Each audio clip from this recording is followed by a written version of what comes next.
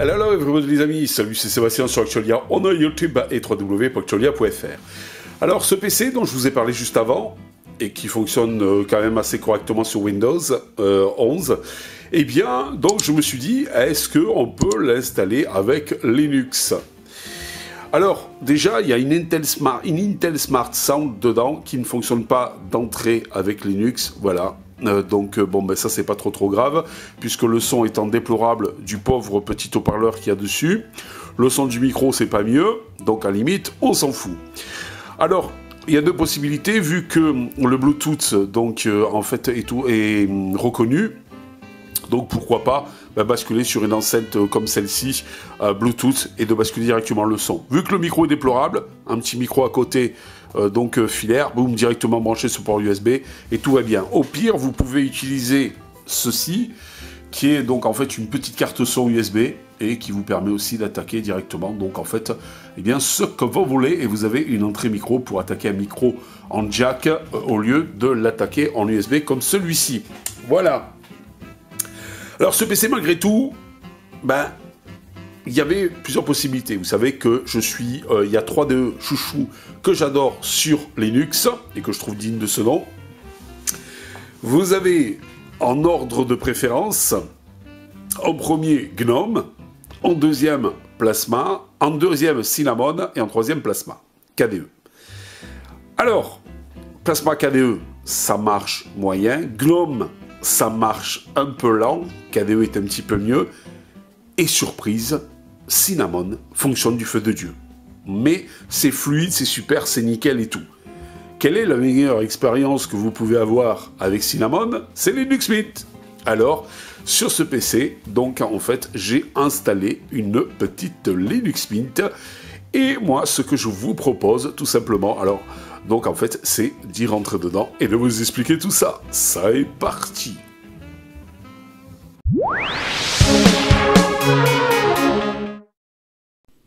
Alors voilà, me voici à l'intérieur de ce fameux PC. Alors pour juger de la webcam, vous me voyez ici, donc directement là, voilà, hop, vous me voyez là, directement, et vous voyez même ma main, regardez comment ça fait, c'est pas top des tops, et pourtant c'est quand même un petit peu éclairé. Alors, donc le micro par contre c'est un Ryzen Mini, ouais ça doit être ça.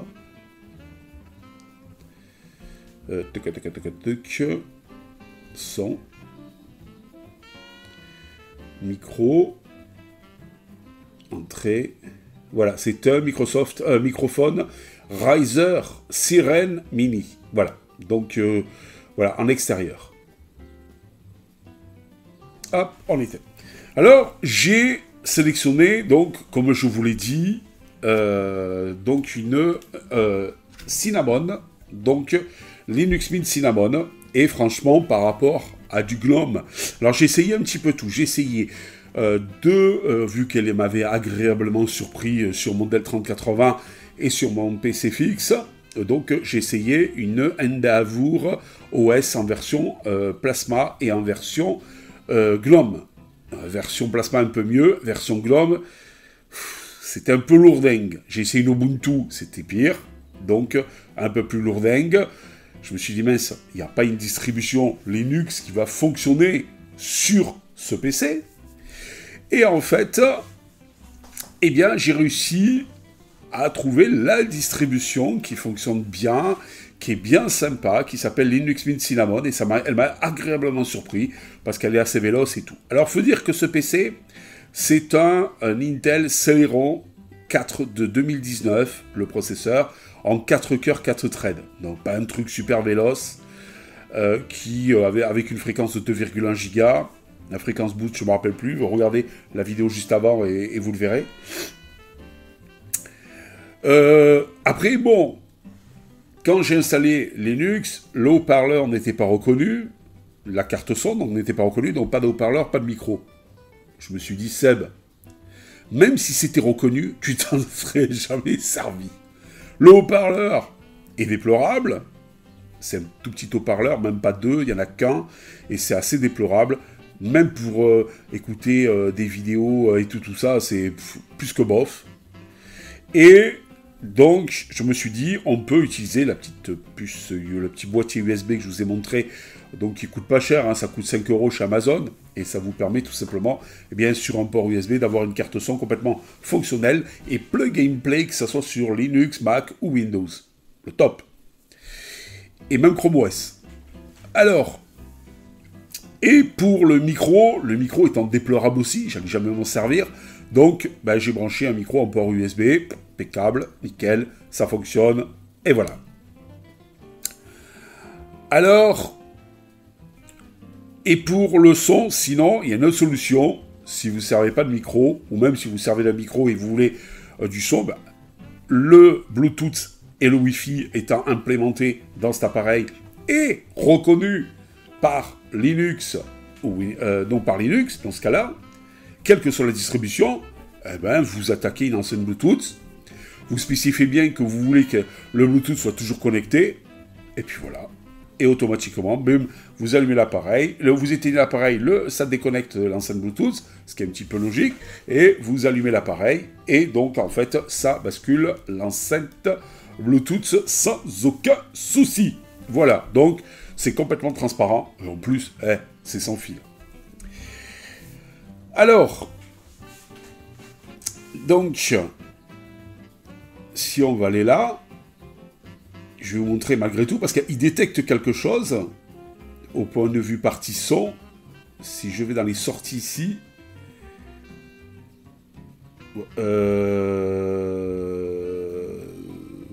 ouais, un truc digital, je sais pas quoi, et tout, sinon il détectait aussi, je sais plus quoi, mais en fait tout sauf la bonne carte son, voilà. Sinon, on va aller ici, dans l'information système. Vous êtes bien sur une Linux Mint Cinnamon 21.1, donc avec la version 5.6.8, c'est la toute dernière version. Noyau 5.15. Et vous voyez, vous avez bien un Intel Celeron J4125, un CPU en 4 threads, 4 cœurs, en 2 Go. Voilà, je crois que c'était 2,1, c'est même 2 Go. Vous avez 12 Go sur l'appareil, dont 500 mégas qui sont pris pour la carte graphique. Et la carte graphique, c'est une Jamie Lake Graphics 600. Voilà. Donc tout le reste fonctionne bien, hein, les ports et tout ça. Oui, il y a un autre truc qui ne fonctionne pas, c'est le capteur d'empreinte. Alors le capteur d'empreinte, donc en fait, ne fonctionne pas sur cet appareil. Il fonctionne bien sur Windows, mais pas sur Linux. Voilà. Mais ça, limite, on s'en fout.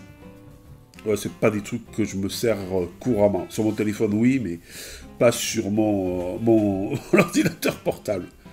Donc, en résumé, vous avez Enfin, c'est un appareil quand même qui vaut dans les 350 €. Donc, vous avez quand même un écran 15,6 pouces IPS Full HD. C'est sympa. Vous avez un clavier rétroéclairé en anglais, c'est pour ça qu'ici vous avez le drapeau américain, parce que je suis en anglais US, et en français. Pourquoi j'ai mis aussi le français?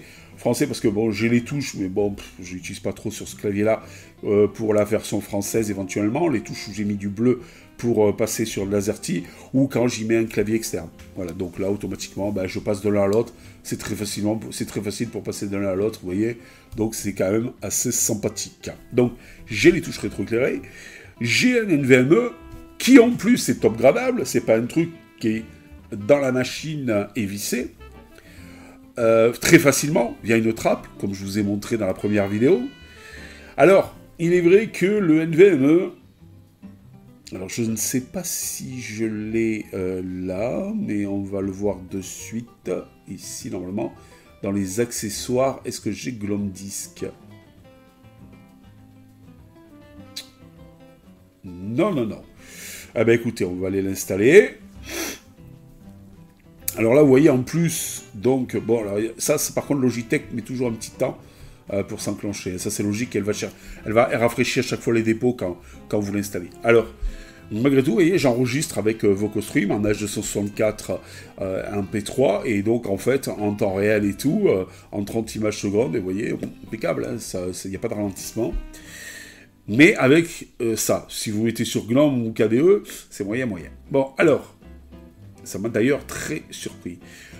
Qu'est-ce que oui, GNOME Disk. Si vous prenez GNOME-Disk, le truc aussi, voilà, GNOME Disk. Alors, il reconnaît aussi la carte, c'est du Realtek à l'intérieur. N'oubliez pas d'aller sélectionner ça. Je crois que c'est pas là, c'est là, non. Ah, je sais plus si c'est dans préférence. Il y a un truc, voilà, gestionnaire de pilote. Il recherche les pilotes.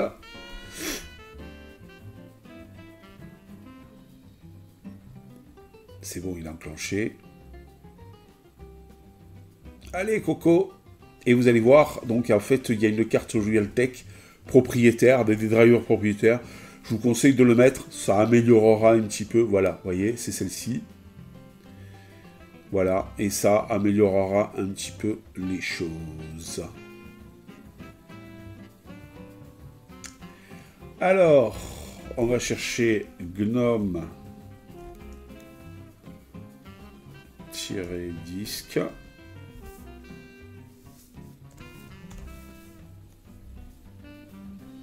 Ben alors, il me dit qu'il y est. Pourquoi chaque fois que je vous fais un truc, ça marche pas?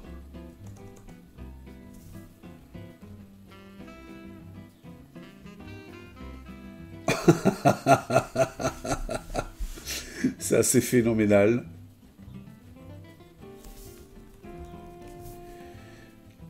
C'était pour vous montrer. Bon, bah écoutez, je peux pas vous le montrer parce que je l'ai pas. Mais alors attendez, alors il faut peut-être taper disque.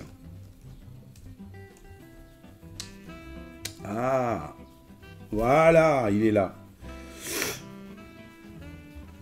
Alors voilà, donc le NVMe de 256 c'est un M2. Voilà, et si je fais ici le test d'information, je crois que de performance, démarrer.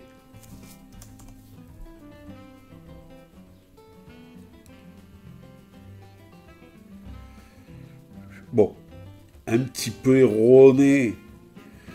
On est un poil plus... Attendez. Ça marche toujours, là.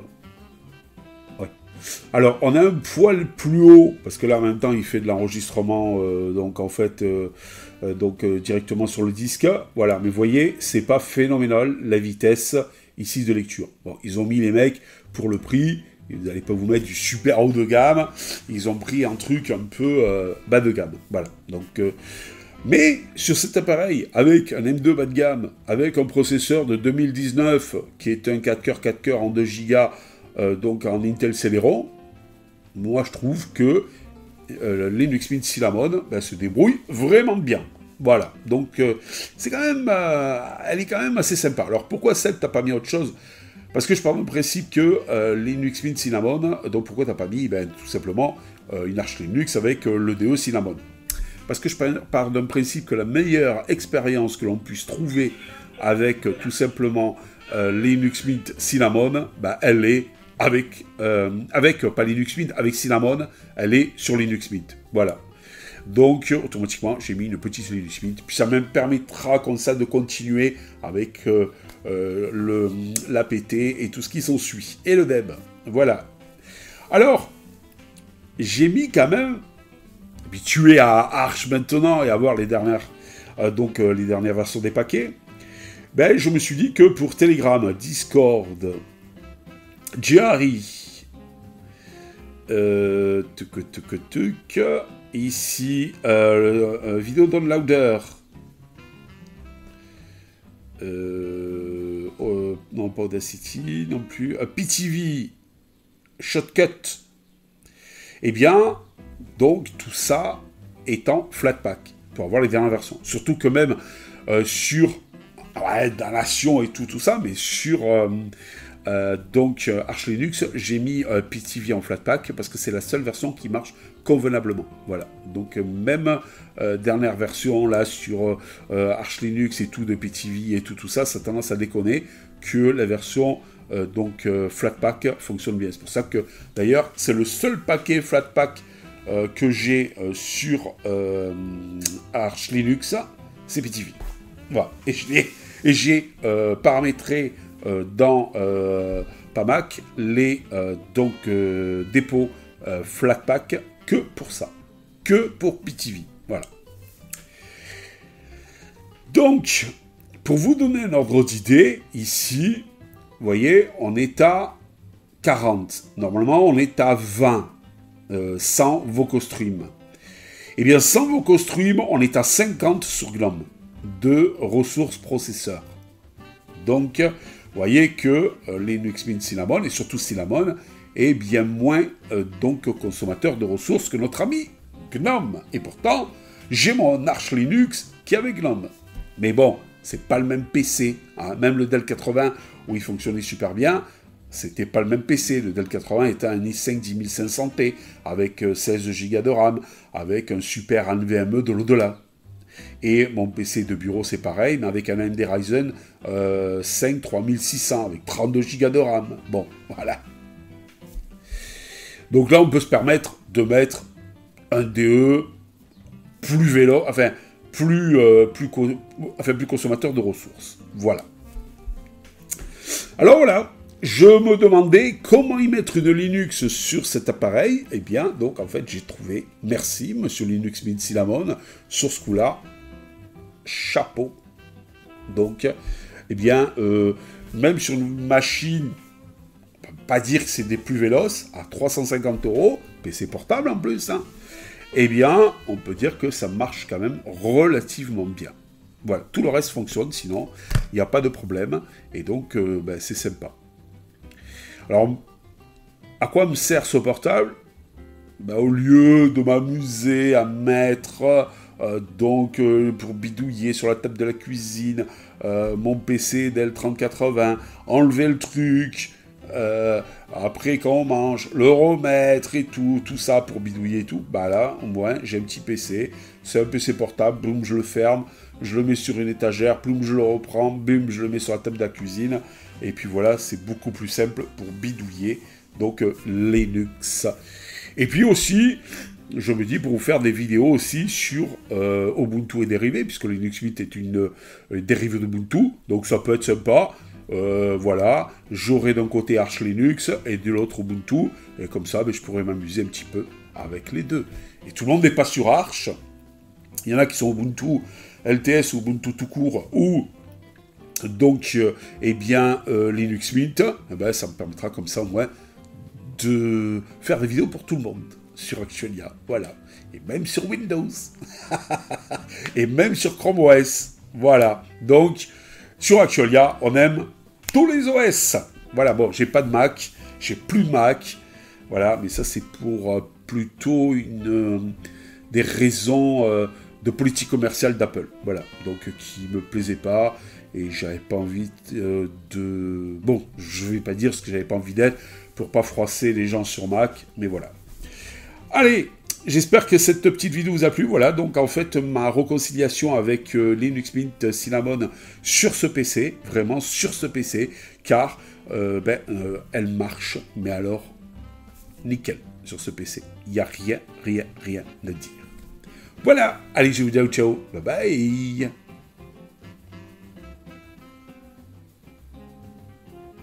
Si vous avez aimé cette vidéo, abonnez-vous, mettez un pouce en l'air, et partagez cette vidéo, merci, cela fait toujours plaisir.